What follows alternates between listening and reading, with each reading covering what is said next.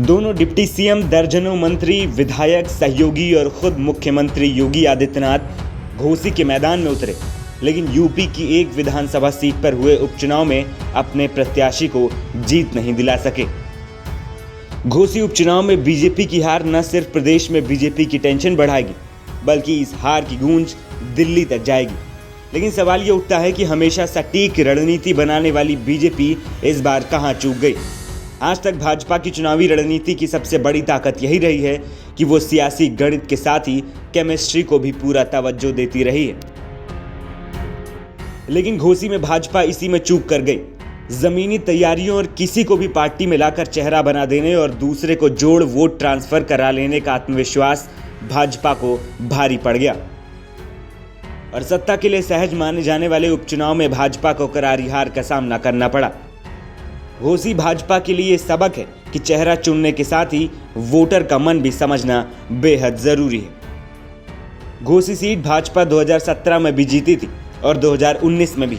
2022 में भी उसकी हार का अंतर महज 22,000 के करीब था, जबकि वहां की जमीनी गणित उसके बहुत मुफीद नहीं है। भाजपा की जड़ खोदने के लिए उसकी ही सरकार में कुछ महीने पहले मंत्री दारा सिंह चौहान सपा के उम्मीदवार थे और पुराने सहयोगी ओम प्रकाश राजभर सपा के मंच से मोदी को गुजरात और योगी को मठ भेज रहे थे। हालांकि 2022 में सत्ता में दोबारा लौटने के बाद इन चेहरों का सुर बदलने लगा और भाजपा के शीर्ष रणनीतिकारों का इनके प्रति मन भी, इसलिए इनकी गाजे बाजे के साथ वापसी कराई गई। लेकिन जमीन पर वोटर इस स्वागत के लिए तैयार नहीं हुआ।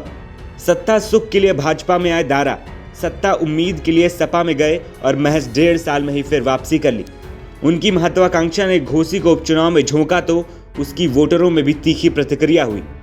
रणनीतिकारों को लगा कि वो किसी को भी चेहरा बनाकर आक्रामक प्रचार और चेहरों के जमीनी प्रचार के जरिए चुनाव जीत लेंगे, लेकिन घोसी का मन कुछ और ही था। कुछ यही स्थिति सपा से ब्रेकअप कराए भाजपा से फिर रिश्तों का रिन्यूअल कर ओम प्रकाश राजभर की भी थी।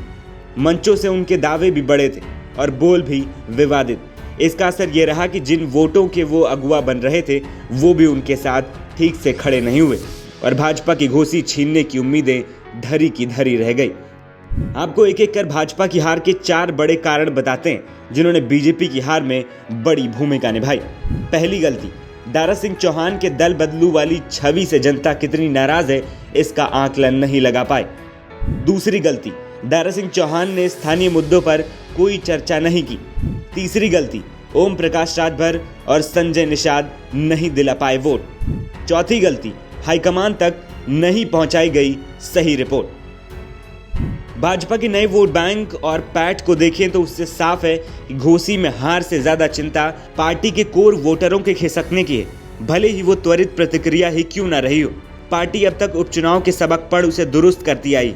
2018 के लोकसभा उपचुनाव के बाद 2019 इसकी नजीर है। लगातार सत्ता का स्वाद लेते हुए वो इस कवायद पर कितना आगे बढ़ेगी, इस पर 2024 की तस्वीर निर्भर करेगी। हालांकि भाजपा प्रदेश अध्यक्ष भूपेंद्र चौधरी नतीजा आते ही कह चुके हैं कि इसकी समीक्षा कर आगे की कार्य योजना तय की जाएगी। NBT ऑनलाइन की रिपोर्ट।